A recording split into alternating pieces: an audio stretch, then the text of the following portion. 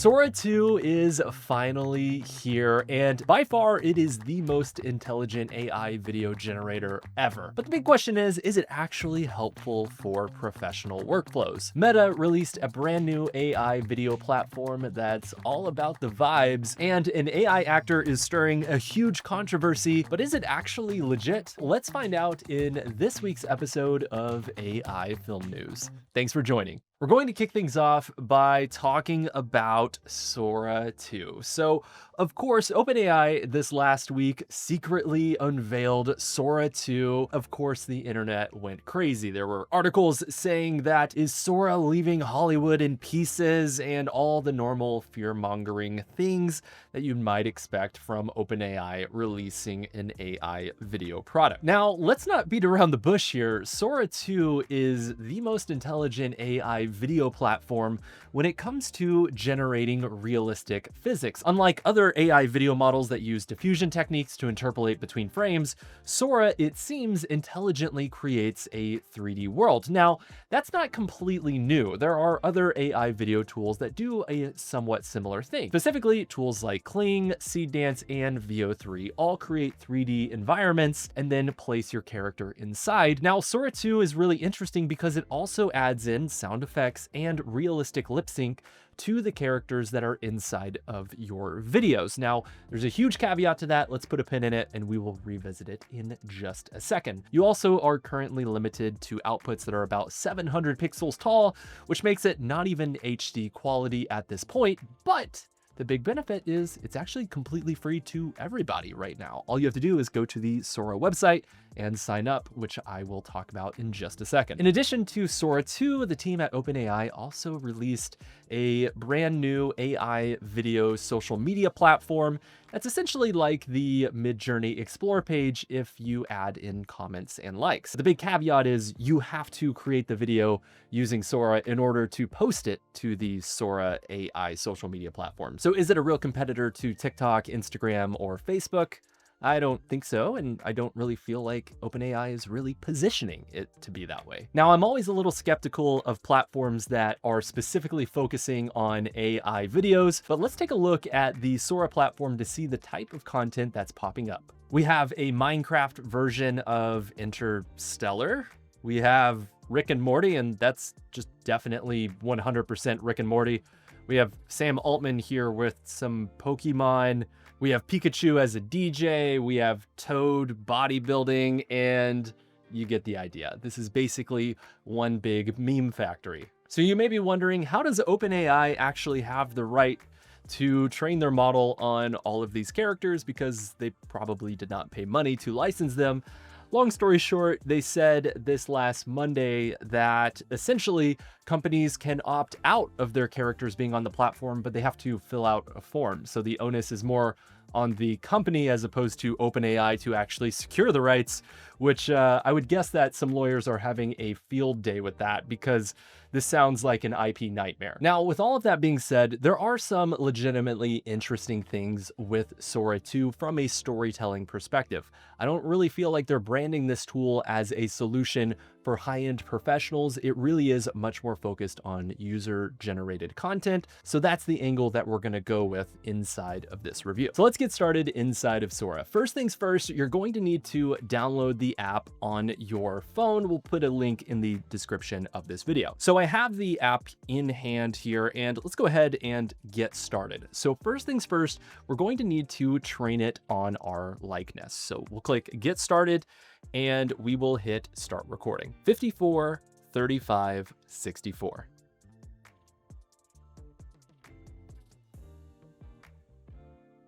That's how easy it is to train the system on your face. Now, essentially what we're doing is we are training Sora 2 to create our likeness inside of videos in Sora. But this goes way beyond simple clips. This feature will actually allow you to create microfilms and scenes with yourself inside of the film. And from here, you'll have a menu where you can select who has the ability to generate videos with you inside of the video. So of course you can set it to only you, people you approve, mutuals, or everyone on the internet.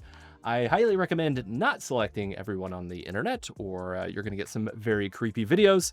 And of course, there are other settings which we won't get to inside of this video.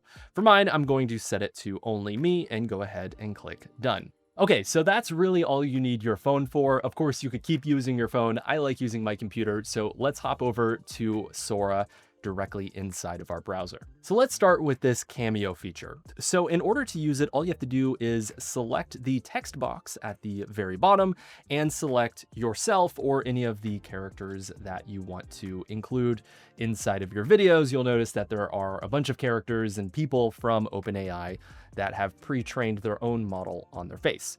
And from here, you can simply type in a prompt. And we'll say in an action movie where he has to defuse a device before it explodes, go over to the settings, and then I'm going to change it to landscape. You can create it in the portrait format. If the distribution is supposed to be for social media, it's entirely up to you. And go ahead and click create video. Okay, I have a few different videos for you. Let's take a look. I'm at the device, timer sitting at 44. Copy. Start with the power leads, then isolate the trigger circuit. Power leads are clear. I have red, blue, yellow, and white on the trigger board. Which one? Look for a loop. If red jumps twice, it's a decoy. Let's get you. Okay, yeah, that actually did a pretty good job. Obviously, there's wonkiness, like it doesn't even understand letters inside of the video, but it understands shots, creating composition, creating meaning. It understands the language. It even had the voice that I was talking to on the other line, which is really interesting. So let's take a look at a few more examples. I prompted in for myself graffitiing Curious Refuge on a building. All right, let's do this. The white's gonna pop against this brick. Curious Refuge. Curious Refuge. Looks good. Perfect, no notes. I have a 90s film about me trying to get a Tickle Me Elmo at Christmas time. One Tickle Me Elmo. Somewhere in here. One Tickle Me Elmo. Somewhere in here. Last one on the shelf. Last one on the shelf. You're all set? Want a gift wrapped? Please. My nephew's gonna lose his mind. Not bad. I love reading the text that's on the walls of these videos. It's doing an amazing job. We have me landing on a planet made entirely of chicken fried steak. It's all chicken fried steak, a whole world made out of it. Let's see, crispy, savory. It tastes real. I'm standing on paradise. We have an anime film where I'm in a bed made of spiders. What is this? They're everywhere. Don't move. Just don't move. Please. That is absolutely my worst nightmare. And finally, I have an intro that I was going to create for the beginning of AI Film News here. Let's take a quick watch because this is by far one of the most incredible videos I've ever seen. Welcome to AI Film News of the Week.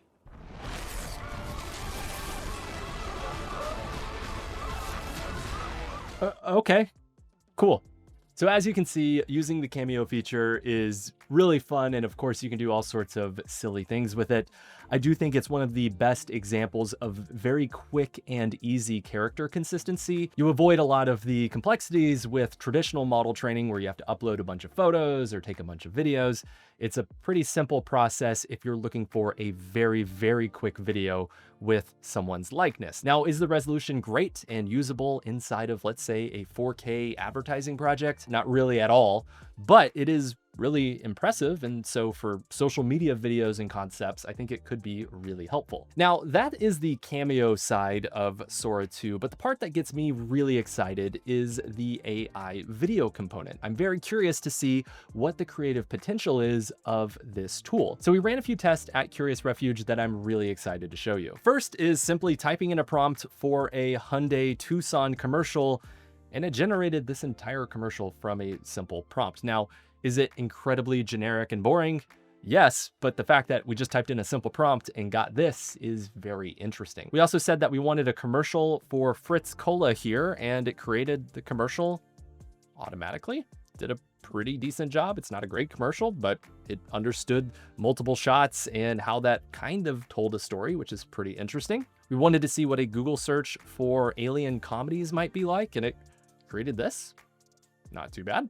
We also uploaded a picture that had our character, our background, and our composition and asked it to create a video. And it created this result, which is pretty good. The character is more 2D than 3D, but honestly, it's pretty impressive that it put all of it together. You can tell that it has intelligence similar to Runway Olive. We also uploaded this image of a storyboard and asked it to create a film, using each one of these shots, and it created this, which it's not exactly what we put into the storyboard. And of course, there's some problems with consistency, but the fact that it even got close is pretty dang amazing. We asked for a VFX shot of a tornado here, and I don't know if it did a very good job, but still pretty impressive. We asked it to create a video about the origin of the universe. Not bad, some pretty cool, complex animation there. We asked it to put together a Red Bull commercial, and it did this really interesting concept. You know, of course, there are fidelity issues, but the fact that it put it together in just a few seconds is pretty incredible. We did a bullet time effect with a tiger here, where it kind of slows down time for a quick second. Not too bad. And then finally, we have these two characters fighting each other in this action scene. Is it a good action scene? No, but there's a level of suspense there, which is kind of interesting. Now, in order to create videos inside of Sora, all you have to do is hop over to their platform. And of course, you have the text box at the bottom. You can just type in your prompt and hit render if you want to do text to video. Now, normally we wouldn't say to use the text box for text to video, because you lose out on things like style consistency or character consistency, but that is an option for you inside of Sora. What I want to focus on is image to video. So I'm going to click the plus icon here. And I should note that any image that has a person in it cannot be animated inside of Sora. So already it's really not going to be that helpful for professional filmmaking. But we do have a few images here that do not have a person in them. So we have this shot here. We have this shot of a man walking in this library. It's Halloween season, so we'll kind of stick with the holiday spirit. We have this shot here of a knight. We have this shot of a rat. And then finally, we have an animated dog who is wearing just this adorable little outfit. So I'm going to go ahead and bring that robot arm into Sora. And for our prompt, we're going to say a robot hand grabs the orb and turns it over. The hand spins along the rotational axis of the wrist mechanism. If you remember our episode last week, we used this sci-fi example to test out some of the other video tools that we will talk about in just a second. Now, of course, you can go in and change your orientation. We'll stay in 16:9 and go ahead and click render. And after a couple minutes, we have this result here, and it looks pretty good, except for now we have too many thumbs, and I don't know why the metal is kind of coming out of the glass orb. There are some parts of it that I like, and then some parts that get a little wonky. Now, let's go ahead and compare that to Kling, which I believe is the best image to video platform that we have at the moment. So this is the result we got from Kling, and you can see it's just much more filmic. There's just all of the details with the texturing, the reflections. The physics look much more realistic, so I think it did a much better job. Now, let's go ahead and compare and contrast Kling and Sora for a few different examples here. So we have the walking shot inside of Sora, and yeah, it's doing a pretty good job. It does seem very, very animated. The camera movement's a little strange, but not bad. And then we have this result from Kling, which I think just looks much more dynamic and interesting. Let's just ignore that floating candlestick there in the corner. Next up, we have the shot of the rat. So here's the result from Sora, and the rat goes off to the haunted house.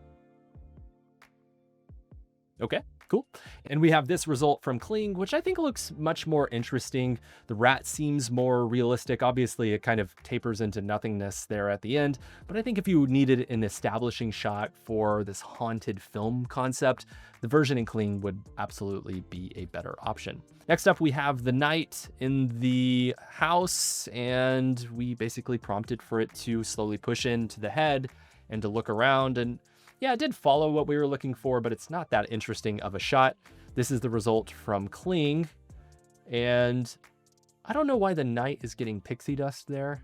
So I guess it just kind of went full on fantasy with the output. So probably not a great result from either one. And then finally, we have the shot of the dog doing trick or treating. And this scene from Sora is very interesting because we uploaded the image and then it created an entire story of this dog running around a city and collecting candy. So that's really cool compared to the generation from Kling, which I think does look a bit more like a professional animated project. Obviously, there's some wonkiness there that you would have to prompt out, but long story short, this isn't a story, this is really more a shot. So if you need a single tool that can create a story, Sora might be a better choice compared to Kling, which is much better at generating individual shots. So with all of that being said, what is the purpose of Sora 2? Is it the end of Hollywood or a real competitor for other AI video generators on the market? And the short answer is no, it really is not. It's not trying to compete with Kling or Veo. It's really focusing on its own niche, which I would say is user-generated content. It seems like a lot of the video tools that can't really compete when it comes to really important concepts like fidelity and temporal consistency really are focusing more on the creator economy, which is not necessarily a bad thing. I think it's really fun to use Sora to create all of these really weird and wacky videos, but can you actually use those videos for a professional project? Well, in the current capacity, absolutely not. That's not to say that there won't be an even more professional version of Sora 2 that comes out soon, but until that day, it's definitely not going to be our go-to tool for AI filmmaking. But you better believe I'm going to be using this tool to create all sorts of wacky AI video content. And on that note, I want to wish the best of luck to students who are going through the October session of our courses at Curious Refuge. This was an incredible session, and I can't wait to see all of the incredible projects that you're able to make. Now, speaking of awesome projects, I do want to note that we are hiring for an AI curator and social media role over at Curious Refuge. So if geeking out about the latest AI film tools and projects is a dream job for you, well, we would love to have you on the team. You'll find a link to apply to the job below this video. This last week, there was some big news in Hollywood that really shook things up. Long story short, an actress named Eline van der Velden came out with an AI actor called Tilly Norwood at the Zurich Film Festival. Long story short, Eline is hoping that Tilly becomes one of the very first AI actors to actually get representation at a talent agency. And her studio called Particle 6 came out with a video announcing this actually a couple of months ago. Now, of course, there was a huge pushback against this in Hollywood, and I think it's kind of justified. Essentially, they look like a very generic AI character with no background and no following. So it doesn't really make a lot of sense as to why anyone would want to cast or represent that type of character. If they went out and created a legitimately brand new and interesting character that has this interesting backstory, maybe there's something there, but at that point, it's almost just like traditional IP if you created some sort of 3D character or 2D character. So my take on this story is more that I think the studio knew that if they say they have this character that's seeking out representation, more people would talk about their studio, and ultimately they would get a lot more calls for them to work on creative work. It doesn't really seem like there's a business reason as to why you would want to represent a generic AI character. And ultimately, you're never going to get an incredible performance from an AI actor. You may be able to get a shot or two, but you're not going to be able to tell a well-rounded, coherent story without the help of an existing actor. And that's why I think incredible projects like the Echo Hunter project we highlighted last week by the instructor of our advanced AI filmmaking course is a great example of taking existing actors and putting them inside an AI film. Now, of course, this last week, a lot of the focus was on Sora 2, but the folks at Meta actually came out with a brand new platform called Vibes that's essentially the exact same thing. To use Vibes, all you have to do is go to meta.ai and go to the Discover page on the left. Now, are these videos as good as some of the other video generators that we've talked about today, like Sora, Kling, or Veo? Not really, but it is pretty interesting that you can create them for free directly in Meta's platform. Now, of course, it's very similar to Sora. All you have to do is click the plus icon and go to create, and then you're able to upload your image. So let's use that robot example. We'll just drag and drop it into the animate and image section here, and we'll keep the exact same prompt as earlier and go ahead and click animate. So let's compare Sora and Vibes here. So we have this shot from Sora, which looks pretty good. And then we have this shot from Vibes, which is not bad, except for it really turns into a video game cinematic there towards the end. So lots of dynamic movement, but not the best result when it comes to actually maintaining a realistic aesthetic. So we have this shot for the robot hand from Sora, and you can see all of the phantom fingers there. And this is the shot from Vibes. which actually, I think from like a physical perspective, it actually did a better job. Obviously, it needs more resolution, especially if you compare it to the same generation from Kling, which, you know, looks much more professional. But I do think the physics actually look pretty good inside of Vibes. We have the shot of the rat here from Sora, and it looks okay. Here's the shot from Vibes, and the rat looked really wonky there at the beginning, so not the best result. We have the shot of the knight inside of Sora. Okay, very basic. This is the same shot in Vibes, which looks cool, I guess. I don't really know why there's that random fly that flies across the frame, but not bad. And then finally, we have the shot of the dog who's trick-or-treating. Here's the scene from Sora. We have multiple shots here. The dog's running around, trick-or-treating. It's super cute.